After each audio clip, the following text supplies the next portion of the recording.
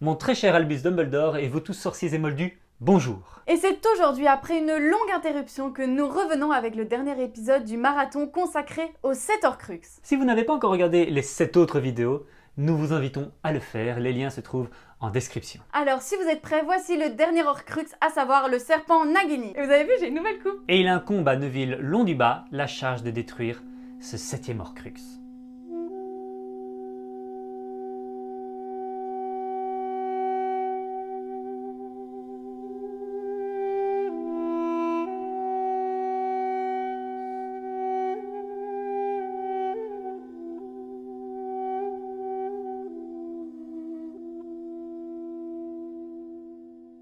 Les coupables du péché d'Acédie doivent marcher sans pouvoir s'arrêter.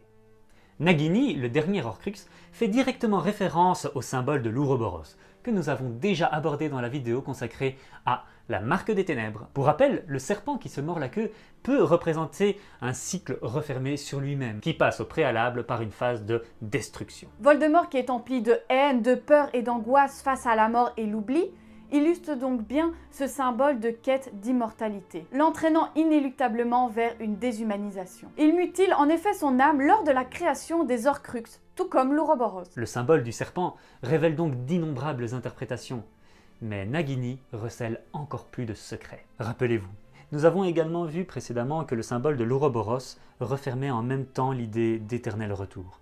Le serpent qui se mord la queue est condamné, par sa nature, à tourner sans cesse sur lui-même, s'enfermant dans son propre cycle. Aussi, l'homme, à travers ce symbole, est condamné à revivre perpétuellement les mêmes combats, les mêmes guerres, les mêmes victoires. Cette inévitable répétition trahit une prédominante pulsion de mort se cachant dans le cœur de l'homme, illustrée par son serpent intérieur. Nagini représente cette pulsion animale qui habite chaque homme. Car oui, nous sommes tous des potentiels Voldemort en devenir, n'attendant secrètement qu'une seule chose, que la roue tourne pour ainsi s'emparer du pouvoir et instaurer un nouvel ordre. Car un peuple qui oublie son passé se condamne à le revivre. Avec la montée de Voldemort au pouvoir, c'est la doctrine de la pureté du sang qui devient la norme sociale. Profitant ainsi aux anciennes familles de sang pur qui voient en ce programme politique un projet de domination du monde. Le pouvoir de Voldemort ne s'appuie pas uniquement sur sa puissance magique. Il bénéficie surtout de l'appui de la plupart des grandes familles, telles que les Malfoy, les Lestrange, les Black et autres. Ces familles sont animées par l'imaginaire de supériorité conféré par la pureté de leur sang. Voldemort se sert donc de ce sentiment de supériorité pour étendre son emprise. Puis vient la prise de pouvoir accompagnée de ses lots de malheur, tant pour les nés moldus que pour ses prestigieuses familles. Et oui, car les Lestrange, les Malfoy, les Black et autres sectaires du Seigneur des Ténèbres découvriront bien vite que Voldemort n'avait en réalité aucune intention de les satisfaire. Lui seul détermine qui est supérieur et qui est inférieur. On se rappellera surtout de ce pauvre Lucius Malfoy qui servira d'exemple de soumission lorsque Voldemort le prive de sa magnifique résidence, qu'il le tourne en dérision publiquement et qui le dépossède de ce qu'il constitue son identité de sorcier, sa baguette. Il découvre ainsi, à ses dépens, qu'il est, comme n'importe quel autre, soumis aux caprices de son maître. Pourquoi les Malfoy paraissent-ils si malheureux de leur sort ? Mon retour, mon ascension au pouvoir ne sont-ils pas ce qu'ils prétendaient désirer depuis de si longues années ? Nous assistons au début du 7e tome à une véritable scène de castration et de soumission. Lucius réalise que son sentiment de supériorité n'était que pure illusion. Il regrette dès lors d'avoir contribué à l'instauration d'un état de chaos où l'animalité et la nature bestiale de l'être humain peuvent s'exprimer librement et en toute impunité. Mais il ne peut dorénavant plus faire marche arrière car les coupables du péché d'Acédie doivent marcher sans pouvoir s'arrêter. Ainsi, les familles de sang pur sont aveuglées par l'illusion de grandeur. Ils se retrouvent à devoir marcher aux côtés de Voldemort sans pouvoir s'arrêter. Bien fait pour Malfoy, direz-vous. Certes, il a contribué à l'instauration de cet état, mais avant de le blâmer, il est une chose à comprendre. Il semblerait que ce soit dans les gènes des sorciers de se soumettre à un idéal de grandeur illusoire. La preuve, Voldemort a pu par 2 fois rallier autour de lui un grand nombre de partisans. Sans oublier qu'il n'est pas le premier tyran de l'histoire des sorciers. La brutalité et la terreur que peuvent inspirer ces tyrans n'expliquent pas tout. Soyons clairs, les sorciers sont habités par l'imaginaire de supériorité. Ils se sentent supérieurs aux moldus, que ce soit par une attitude paternaliste envers eux, comme le témoigne le comportement de Dumbledore, ou dominatrice comme Voldemort et Grindelwald.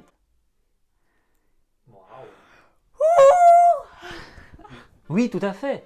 Or, cet imaginaire de supériorité recèle un vice majeur. Ceux qui se croient supérieurs ne sont pas dangereux par leur arrogance, non. Ceux qui se croient supérieurs sont dangereux par leur propension à la servilité. Ils sont toujours prêts à admirer un plus supérieur à eux et à se soumettre. Pire encore, ils ne demandent que ça. Lucius, au final, est sa propre victime. Son pire ennemi n'est autre que lui-même. Mais revenons-en au symbole du serpent et à Nagini. Cet état de nature et de bestialité installé par le Seigneur des Ténèbres est symbolisé par l'insinuation discrète mais terrifiante de la compagne de celui-ci, Nagini. Il suffit de lire la suite de la scène de soumission dans le manoir des Malfoy pour s'en rendre compte. Voldemort tue devant tous ses adeptes le professeur qui enseigne l'étude des Moldus dans l'école Poudlard. Et encore, si cela se limitait au meurtre, passe encore. Mais Voldemort ne s'arrête pas là. Il offre ensuite le cadavre de la pauvre femme en dîner à Nagini. Cette scène de dévoration est insoutenable et se déroule devant les yeux des partisans du Seigneur des Ténèbres et du jeune Drago y compris. Voldemort a convié ses partisans à un spectacle dont il sait que la plupart d'entre eux ne le supporteront pas. Il leur donne à voir de près ce que les sorciers autour de cette table avaient choisi d'ignorer. Le pouvoir qu'ils ont concouru à installer n'imposera aucune limite à son exercice. Quand bien même une cruauté se révélerait inutile, ce ne serait pas une raison pour ne pas la pousser à l'extrême. Bien au contraire. De manière générale, la raison n'aura jamais le dernier mot, parce que le dernier mot reviendra toujours au bon plaisir de Voldemort. Or, ce plaisir est d'essence bestiale. Il est à l'image du serpent Nagini qui dévore le corps de leurs semblables pour dîner. Ainsi, les partisans du Seigneur des Ténèbres mesureront ô combien leur maître l'emporte sur eux. Puissants, ils l'ont été et le sont encore, mais Voldemort est littéralement tout-puissant. Le mage noir célèbre ainsi une sorte d'eucharistie démoniaque. Il contraint ses serviteurs à être les témoins de sa cruauté. En offrant le corps de la pauvre femme morte à dîner à son serpent symboliquement, Voldemort leur fait comprendre « Regardez le serpent s'abreuver du sang de l'une de vos semblables. Regardez, car ce sang pourrait être le vôtre. Regardez le serpent se gorger de chair, car cette chair pourrait être la vôtre. » Ainsi, Voldemort, seul immortel parmi les mortels, n'admet qu'une seule compagne à ses côtés, qu'il traite avec respect, son serpent Nagini. Il lui confie même le 7e fragment de son âme, dernière garante de l'immortalité de son maître. Elle est pour lui à la fois une mère nourricière, une sœur et une épouse. Les familles de sang pur doivent en finir avec ce sentiment de supériorité. Il en va de leur salut. Aussi, qui est mieux désigné que notre très cher Neville Londubat pour renverser cet état de nature et d'animalité. Descendant d'une longue lignée de sang pur et écrasé sous le poids de la pression sociale qui pèse sur ses épaules, la charge de décapiter Nagini est pour lui une nécessité. Il semble en effet tout désigné pour détruire cet ultime Horcrux, car il souffre plus que quiconque de cet inconscient de supériorité. Pour un portrait détaillé de Neville, nous vous renvoyons à la vidéo que nous avons déjà faite sur ce personnage. Mais en gros, nous rappelons qu'il fut la cible des Mange-Morts durant la Seconde Guerre des Sorciers, en raison de l'appartenance de ses parents à l'Ordre du Phénix, acte considéré comme une traîtrise envers leur sang. Ainsi, il revient à Neville plus que quiconque de rompre avec cet idéal de supériorité des familles de sorciers sur les autres. Neville représente tout ce que les plus grandes familles de sang pur, orgueilleuses de leur rang, méprisent. En cela, Neville souffre en quelque sorte d'acédie, de découragement, de paresse causée par la pression sociale et familiale qui pèse sur ses jeunes épaules. Et pour celles et ceux qui n'ont vu que les films et qui se demandent comment Neville était au courant qu'il fallait tuer Nagini, eh bien sachez que dans les livres, c'est Harry lui-même qui demande explicitement à Neville de tuer le serpent. Ainsi, Neville est celui sur qui Harry s'appuie en dernier recours pour accomplir sa mission. Harry, qui est en marche vers sa mort, révèle à son camarade le secret de Dumbledore dans un acte de transfert freudien. Dumbledore était mort en sachant que 3 autres personnes connaissaient l'existence des Horcruxes. À présent, Neville prendrait la place de Harry. Ainsi, ils seraient toujours 3 à connaître le secret. Harry transmet à Neville l'ultime secret avant de mourir, comme pour passer le flambeau en le désignant comme son successeur symbolique. Mais revenons-en maintenant à Nagini. Le thème de la mise à mort du serpent est récurrent dans les traditions ésotériques. Le serpent endosse une double signification. Il est à la fois le symbole de la destruction et du venin, mais aussi de la purification et de la guérison. Nous retrouvons cette double dimension dans l'Ancien Testament, ainsi que le Nouveau. Le serpent étant considéré à la fois comme un fléau, une punition divine, et un moyen de rédemption, de salut à travers, par exemple, le serpent d'airain confectionné par Moïse. Le serpent crucifié sur une croix au sommet d'une colline, que nous retrouvons par exemple dans cette illustration issue des traités d'alchimie attribués à la figure emblématique de Nicolas Flamel, est la représentation de la domination de la lumière, de la vérité sur le monde matériel. Cette lumière rayonnante vivifie le monde, elle permet à l'alchimiste de recréer la vie.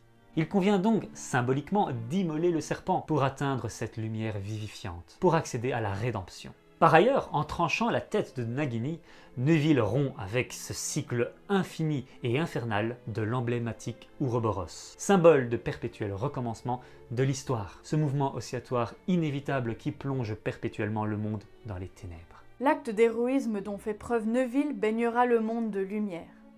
Neville s'interpose avec bravoure entre son ennemi et ses camarades survivants de la bataille. Il est baigné de la lumière de la vérité, matérialisée dans le livre par l'épée de Gryffondor, et ne faiblit pas face aux éloges du Seigneur des Ténèbres qui tente de le rallier à ses rangs en louant son courage et la pureté de son sang. Nous avons besoin de gens comme toi, Neville Londubat. Je me rallierai à vous quand il gèlera en enfer. Neville triomphe de son épreuve. Il ne plie pas face au danger qui l'appelle à la soumission. Il ne fléchit pas sous la pression de son rang et de son sang. Il tient tête jusqu'au bout. Sa bravoure et sa loyauté portent leurs fruits. Son acte ultime et décisif baigne le monde entier dans la lumière. D'un coup d'épée, symbole de la lumière tranchante et juste, la nature du Seigneur des Ténèbres est révélée en plein jour. Il n'est plus qu'un homme mortel qui, toute sa vie, n'a fait que fuir la lumière. Lord Voldemort redevient ce pauvre orphelin esseulé, ce Tom Jedusor mortel. L'épée avec laquelle Neville tranche la tête du serpent illustre le pouvoir d'action de la connaissance. Elle est le symbole absolu de la justice et du combat spirituel. Elle est identifiée à la lumière. L'épée apporte la connaissance en coupant les chaînes intérieures qui entravent et aliènent les hommes. Elle sépare la vérité du mensonge. En tranchant la tête du serpent, le porteur de l'épée rompt ainsi avec le cercle infernal de l'Ouroboros, le mouvement perpétuel de l'histoire qui se répète sans jamais apprendre de ses erreurs. Car les coupables du péché d'Acédie sont condamnés à marcher sans pouvoir s'arrêter. L'épée évoque donc la victoire du bien sur le mal. Pour toutes ces raisons, il incombe à Neville Londubat la charge de détruire le serpent Nagini. Merci professeur Dumbledore pour vos enseignements. Et votre sagesse. Vous resterez à jamais dans nos mémoires et nos cœurs. Voilà, nous avons tenté de dire. Ainsi s'achève cette vidéo consacrée à Nagini qui clôture notre marathon Horcrux. Je rappelle enfin que l'interprétation d'un symbole reste personnelle et tutti quanti. Et si vous avez aimé cette vidéo, n'hésitez pas à la liker et à vous abonner à notre chaîne YouTube et Instagram. On vous rappelle que le meilleur moyen de nous soutenir est de parler de nous autour de vous. Et pour celles et ceux qui aiment la lecture, nous vous rappelons que toutes nos analyses et plus encore se retrouvent dans le livre officiel de Lumos pour un Moldu, Harry Potter et le secret des alchimistes. Le lien est en description. Et petite annonce, je me lance un peu dans la pratique de la divination comme Trelawney avec un service de tarologie en ligne. Ainsi, si vous êtes confronté à un petit dilemme ou que vous avez besoin d'aide, n'hésitez pas à nous envoyer vos questions en message privé sur Instagram ou sur Facebook. Nous vous répondrons dès que possible. Merci et nous vous disons à très bientôt pour de prochains projets. C'était Mouni et Phoenix. Nous sommes frères et sœurs dans Lumos pour un Moldu. Et pour la dernière fois, n'oubliez pas qu'il vous incombe à vous la charge de détruire vos Horcruxes personnels pour tendre vers une société plus juste. Alors faites la lumière en vous et demeurez digne en toutes circonstances. Restez magique. Allez, tchuss les Moldus!